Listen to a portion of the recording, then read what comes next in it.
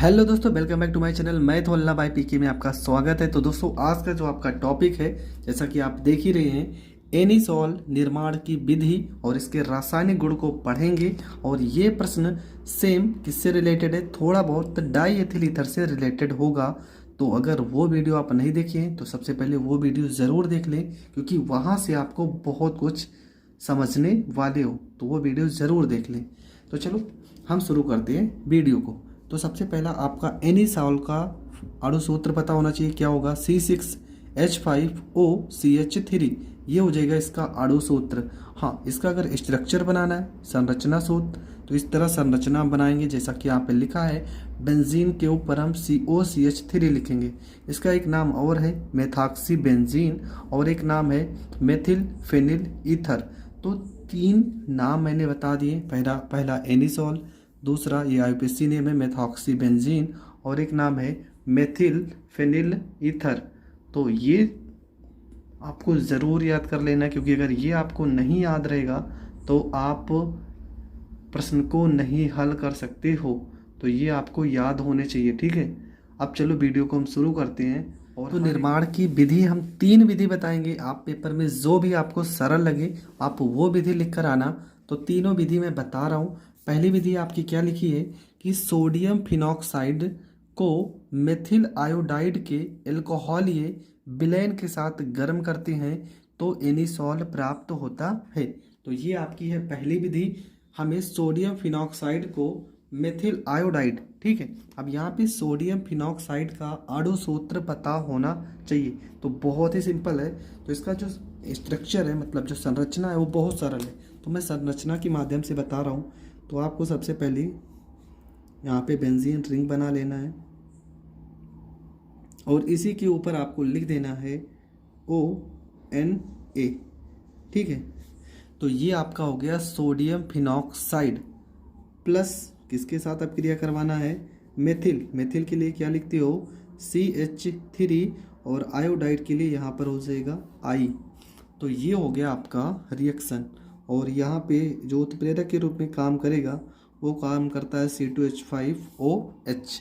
तो आपका होगा क्या? कुछ नहीं, एकदम सिंपल है। अभी अभी हमने संरचना पढ़ा था कि O के साथ CH3 आ जाएगा और Na के साथ I हो जाएगा। तो यहाँ पे हम बना देंगे संरचना, और यहाँ पे लिख देंगे OCH3। ये बन गया आपका एनिसॉल, और Na के साथ हो जाएगा INA, और ये हो जाएगा I। तो ये आपका बन गया, ठीक है, एनिसॉल। तो यहाँ पर क्या लिखेंगे? ये हो जाएगा आपका एनिसॉल हो जाएगा। और इसका नाम क्या हो जाएगा? इसका नाम हो जाएगा सोडियम आयोडाइड, ठीक है। इसका नाम हो जाएगा सोडियम आयोडाइड। तो ये आपका बन गया एनिसॉल। और इसका नाम तो आपको पता ही है। इसका नाम क्या है? इसका नाम है सोडियम फिनॉक्साइड। अगला आपका लिखा है फिनॉल के क्षारीय विलयन की क्रिया डाईमेथिल सल्फेट से कराने पर मेथॉक्सी बेंजीन प्राप्त होता है। क्या लिखा है? फिनॉल के क्षारीय विलयन की क्रिया डाईमेथिल सल्फेट से कराने पर, ठीक है। तो फिनॉल की क्षारीय, अब यहाँ पे हम लिखेंगे फिनॉल को। फिनॉल क्या हो जाएगा आपका? फिनॉल के क्षारीय विलयन की क्रिया डाईमेथिल सल्फेट से कराने पर, तो यहाँ पर भी हम क्रिया जो आपका रिएक्शन होगा वो करवाएंगे सोडियम फिनॉक्साइड से ही ना। फिनॉल का क्षारीय विलयन हम सोडियम फिनॉक्साइड को ही लेते हैं। तो ये हो जाएगा आपका स्ट्रक्चर, और यहाँ लिखेंगे ONA। और क्या लिखा है? डाईमेथिल, मतलब मेथिल कितने होने चाहिए? 2। तो SCH3, डाई का मतलब कितने होने चाहिए? 2। और क्या लिखा है? सल्फेट। सल्फेट के लिए क्या हो जाएगा? SO4, ठीक है। यहाँ पे एक एक नाम से हम अणु सूत्र को लिख लेंगे। अणु सूत्र आपको याद नहीं करना है, बस आपको नाम के सहारे से आप लिख सकते हैं। तो ये क्या हो जाएगा? यहाँ O के साथ क्या लग जाएगा? CH3। यहाँ पर इस तरह से हम बना लेंगे, और यहाँ लिखेंगे O, और ये हो जाएगा आपका CH3। बचा क्या आपका? बचा है आपका CH3, Na और SO4। तो ये अलग हो जाएगा। CH3 मेथिल सोडियम सल्फेट, इसका नाम हो जाएगा और ये आपका बन जाएगा एनिसॉल। ठीक है, तो ये भी आपका एनिसॉल बन जाएगा और इसका नाम तो सोडियम फिनॉक्साइड ऊपर पढ़े ही हो, इसका नाम सोडियम फिनॉक्साइड हो जाएगा। अगला आपका है, लिखा है फिनाल की क्रिया डाईएजोमेथेन से कराने पर एनिसॉल बनता है। तो यहाँ पे लिखा है फिनॉल, तो फिनॉल के लिए हम स्ट्रक्चर बना देते हैं फिनॉल का। यहाँ पे O, यहाँ पे H, ये फिनॉल हो गया। डाईएजोमेथेन क्या होता है, इसका अणुसूत्र CH2N, यहाँ पे 2 होता है। होगा क्या, यहाँ पे स्ट्रक्चर बना देंगे पूरा का पूरा और यहाँ पे देखो O लिखा है तो यहाँ पर O हो जाएगा। यहाँ CH2 है, एक H पहले से है तो ये हो जाएगा CH3 प्लस में क्या हो जाएगा, नाइट्रोजन अलग हो जाएगा और ये आपका क्या हो जाएगा, ये आपका हो जाएगा एनिसॉल। तो ये एनिसॉल बनाने की 3 विधि है और 3 की तीनों विधि को मैंने बता दिया है। इनमें से कोई भी आप 2 या 1 याद कर लेना, क्योंकि पेपर में तो आपको एक ही विधि लिखनी रहेगी। अब वो तो नाम लिख के आएगा कि आपकी कौन सी विधि लिखनी है। तो 3 विधि थी, मैंने तीनों बता दिए। क्रिया कैसी होगी, रासायनिक गुण इसके लिखते हैं। ठीक है, रासायनिक गुण, क्योंकि इसके भौतिक गुण नहीं है बुक में, आपको रासायनिक गुण ही पढ़ना है।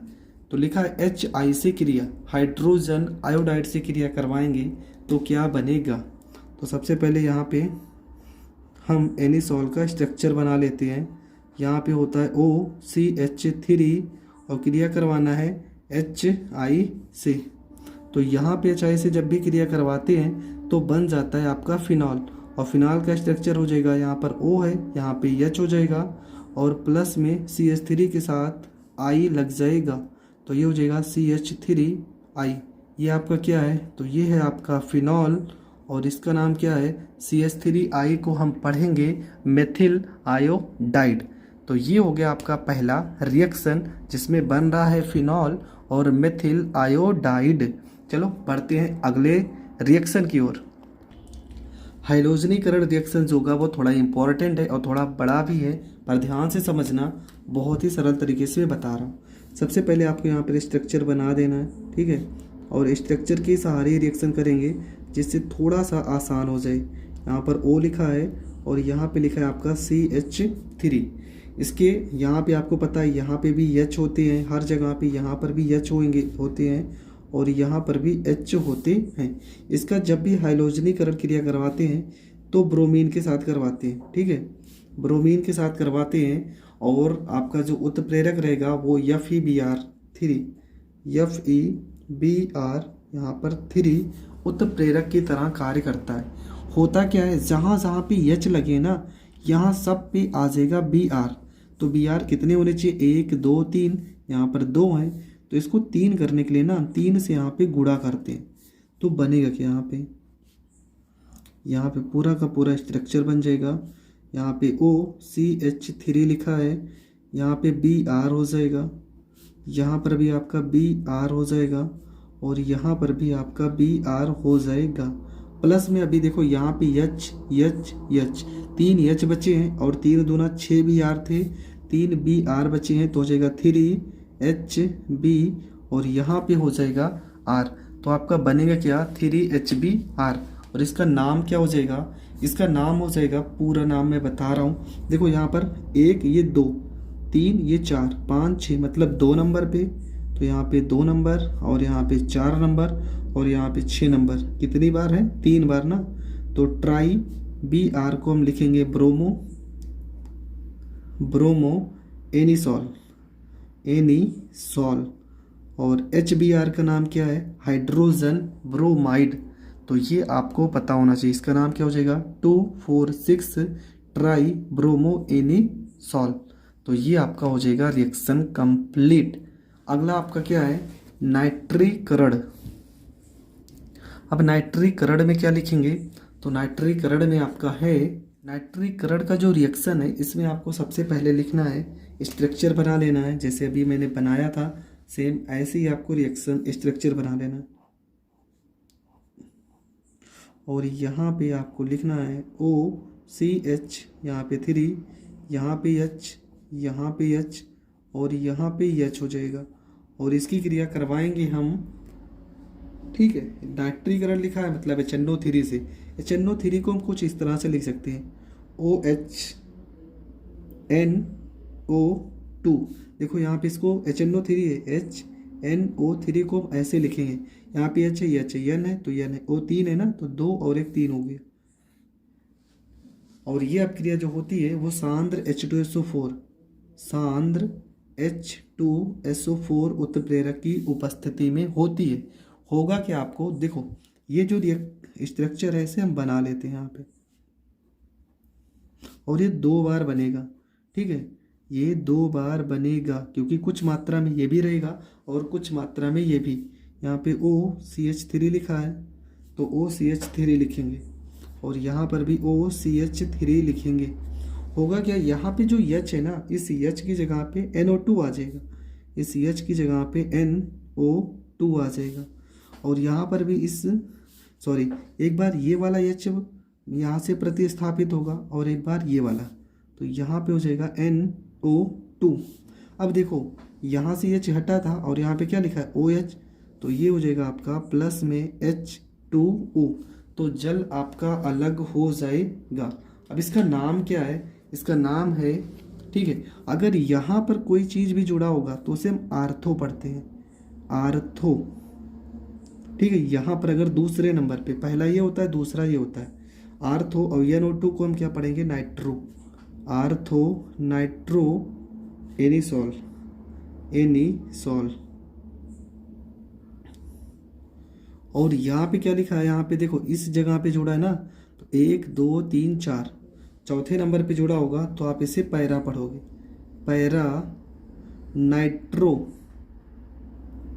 पैरा नाइट्रो एनिसोल, एनिसोल हो जाएगा। तो ये आपका हो जाएगा पैरा नाइट्रो एनिसोल।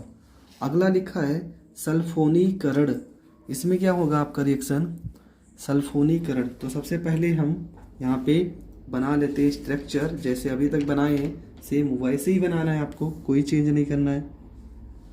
यहाँ पे पूरा का पूरा रिएक्शन एक जैसा ही है, OCH3 ये एनिसोल हो गया, यहाँ पे H होते हैं आपको पता है, यहाँ पर भी H होते हैं। सल्फोनीकरण में जो रिएक्शन होगा वो सांद्र H2SO4 से होगा, किससे, H2SO4। इसको हम कैसे लिख सकते हैं, इसको हम इस तरह से लिखेंगे, OHSO3 और यहाँ पे H 2 है तो यहाँ 2 है, यस है यस, O3 और 1 4 हो गए, ठीक है। उत्प्रेरक आपका क्या रहेगा, तो उत्प्रेरक रहेगा यहाँ पे CH2, ठीक है, CH2। अब देखो होगा क्या, यहाँ पे एक बार H की जगह पे SO3H लग जाएगा और एक बार यहाँ H की जगह पे SO3H लग जाएगा। तो यहाँ पर स्ट्रक्चर बना देते हैं, यहाँ पे OCH3 हो जाएगा और यहाँ पे हो जाएगा SO3H। और देखो ये OH यहाँ से जब भी प्रतिस्थापित होगा माइनस में H2 मतलब जल निकल रहा है, और प्लस में एक बार आपका स्ट्रक्चर इस तरह से बनेगा कि यहाँ पर आपका लग जाएगा SO3H और ये OCH3 आपको लिख देना है।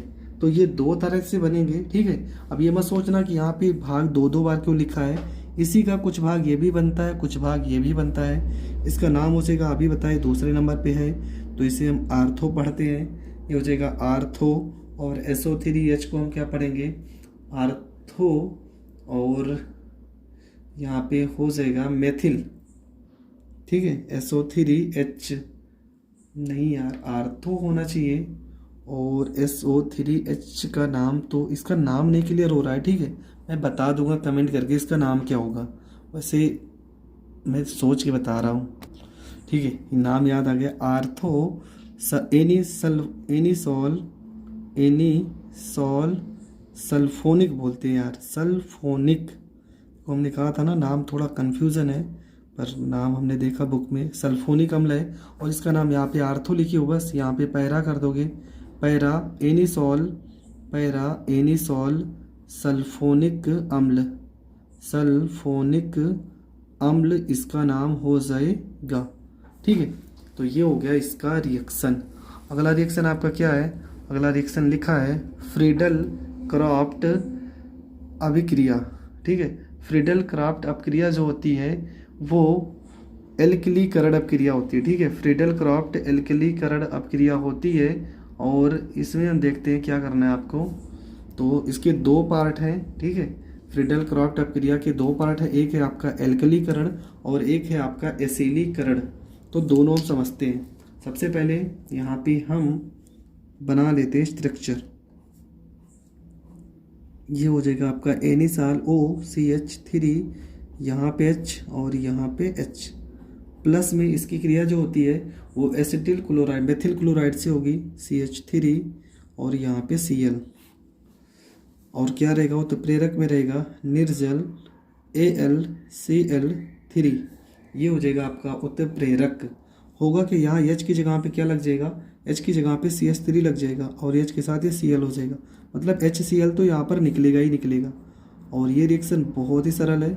यहाँ पे OCH3 कर देंगे, इस H की जगह पे जो निकला है यहाँ पे CH3 आ जाएगा। और प्लस में सेकेंड पार्ट इसका भी सेम ऐसे ही होगा, यहाँ पे OCH3 हो जाएगा और इस यहाँ पे इस बार H निकलेगा तो यहाँ पे CH3 हो जाएगा। और इसका नाम क्या होगा, तो नाम आपका होता है, ये हो जाएगा आपका आर्थो, ठीक है। ये हो जाएगा आपका आर्थो मेथिल एनिसॉल हो जाएगा। और इसका नाम क्या हो जाएगा, पैरा मेथिल एनिसॉल हो जाएगा। पैरा मेथिल एनिसॉल इसका नाम हो जाएगा। अगला जो आपका इसका दूसरा पार्ट है वो है फ्रीडल क्रॉफ्ट अभिक्रिया, जिसको हम एसिलीकरण कहते हैं। तो इसमें क्या होगा, इसमें भी हम स्ट्रक्चर बनाएंगे।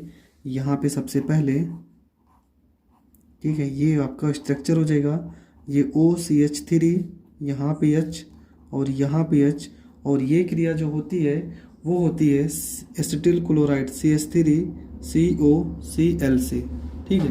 किससे हो जाएगी, CH3COCl। नाम इसका एसिटिल क्लोराइड।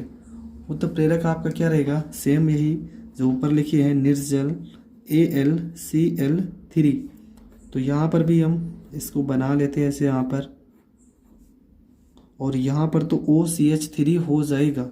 अब यहाँ पे देखो क्या होगा, यहाँ पे C लिखा है, O लिखा है, यहाँ पे C, ये CO लिखा है, पूरा का पूरा CO, ये पूरा एक साथ हो जाएगा COCH3। और दूसरे में भी यही बनेगा, बस यहाँ पे हो जाएगा COCH3 और ये हो जाएगा OCH3, ठीक है। अब इसका नाम क्या हो जाएगा, तो इसका नाम हो जाएगा आर्थो मेथॉक्सी एसीटोफिनॉल, ठीक है। आर्थो मेथॉक्सी एसीटो, आर्थो और HCl अलग होगा यहाँ पे, ये हो जाएगा आर्थो मेथॉक्सी एसीटोफिनॉन हो जाएगा। और यहाँ पे हो जाएगा पैरा मेथॉक्सी एसीटोफिनॉन,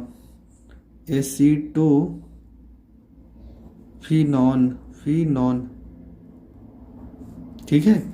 तो ये हो गया आपका पूरी तरह से कंप्लीट। आई होप आपको हर एक टॉपिक बहुत अच्छे से समझ में आई होगी। अगर समझ में आई है तो वीडियो को ज़्यादा से ज़्यादा लोगों तक शेयर करें और चैनल पे नए हैं तो सब्सक्राइब करें।